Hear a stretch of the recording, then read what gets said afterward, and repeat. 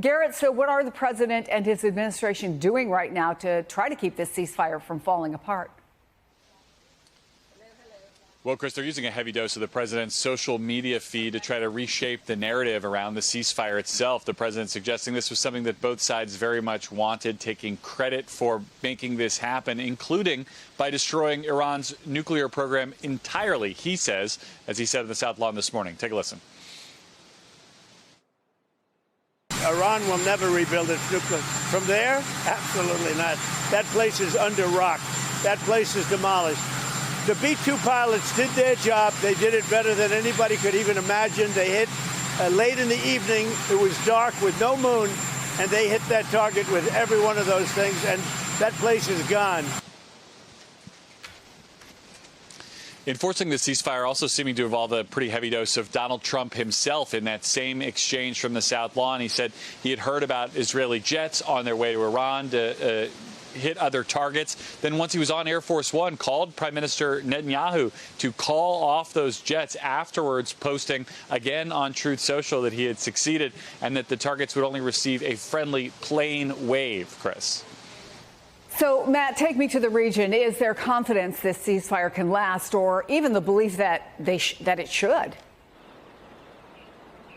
Yeah, I mean, when we all went to bed last night believing that there was going to be a ceasefire, we were awoken in the early hours of the morning by not one, not two, but three sirens sounding all over here in Tel Aviv. Now, we understand from emergency workers that 4 people were killed in the southern city of Beersheba. But in my conversations with people who are close to the government, it sounds as though there is absolute confidence that this is it, that the war is over and that this truce will hold.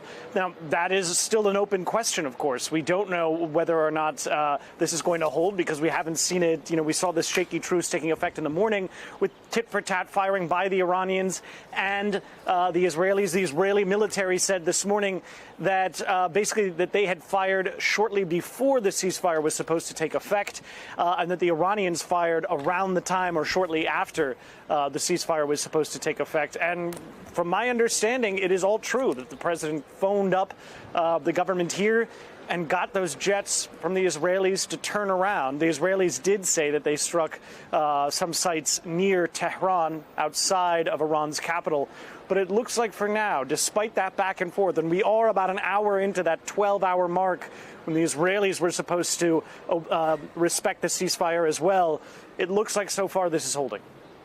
So, Garrett, we know the president isn't necessarily big on these global summits. In fact, he is supposed to be headed back to the White House tomorrow. And we remember he left the G7 early. So what can you tell us about the dynamic going into these meetings and what the hopes are that something substantive might be accomplished? Yeah, Chris, not a big fan of these kinds of summits, not a big fan of these kinds of summits with the Europeans specifically. The president's only going to be on the ground for about 24 hours here in the Netherlands. But there may still be one substantive takeaway, and that's the plan at NATO to raise the defense spending target for member nations from the current 2% to 5%. It seems as though, according to the NATO Secretary General, that there is sufficient buy-in from the rest of the countries in the alliance to make that happen. Of course, I'll remind you, it is only a target. Only about 2/3 of NATO countries currently hit the 2% target. But the president has long complained that Europe in particular needs to do more for its own defense. Europe appears ready to give him that victory in this short visit here to the Netherlands. Garrett Haake, Matt Bradley, thank you both so much. Right now, I'm joined by a man who spent years front and center at summits like the one that's being held in The Hague. Ivo Daalder was the U.S. ambassador to NATO from 2009 to 2013. Mr. Ambassador, it's so good to see you. How would you describe what the president has been doing over the last 12 hours as we set the stage for what's to come? Is it diplomacy or is it something else? It's browbeating your allies and friends in order to do what you want them to do. I mean, clearly, the strike that was launched over the weekend was something that only the United States could do. It was something that Benjamin Netanyahu tried the United States to do. Trump did. decided to strike.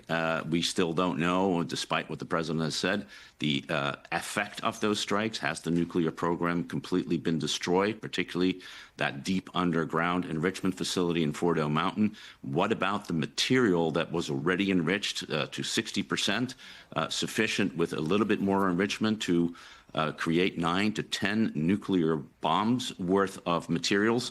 We don't know the outcome of that.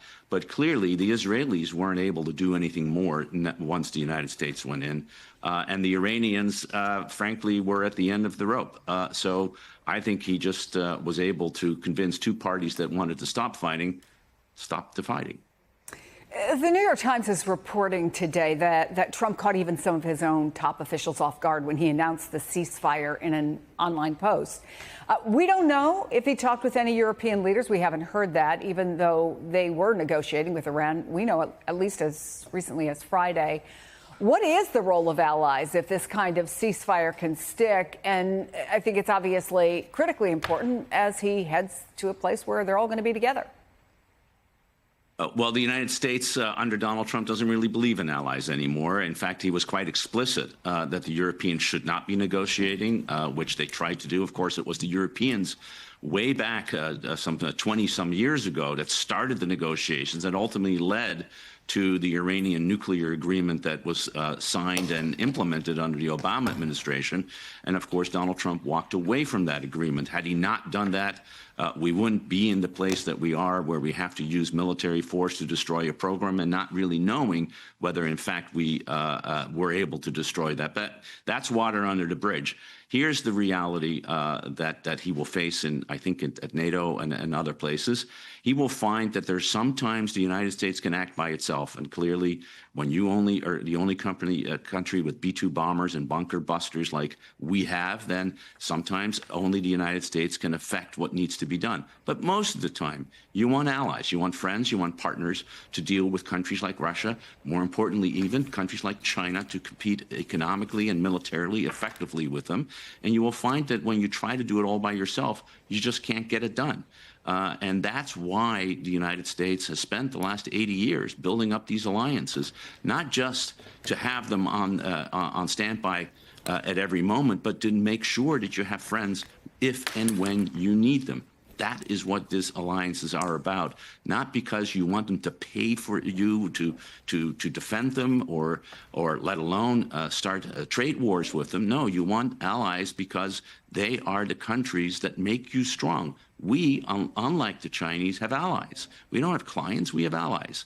And I'm afraid that the Trump administration is trying too much to do by itself, not enough with its allies, and alienating them with tariffs and the kind of language that we've seen by the president now addressed to Israel, which, after all, is a close partner and friend of the United States as well.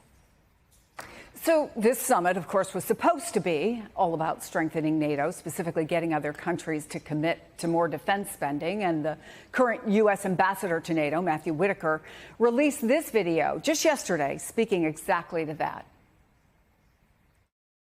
My team and I have been working around the clock to prepare for the summit in The Hague. And let me tell you, this one's a game changer. This year, we're laser focused. 5%. That's the headline. That's the mission. 5% of GDP for defense. Not just spending, but building real capability, real deterrence, and real power.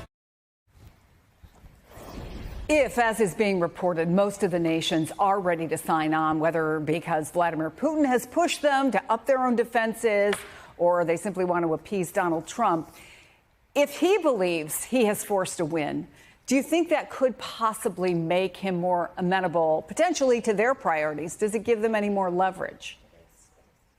Well, you'd hope so, but that's not the way that Donald Trump operates. I mean, clearly, this is a game changer. It is very important. It is important for the Europeans to spend not 5%, actually, 3.5% on real defense capabilities.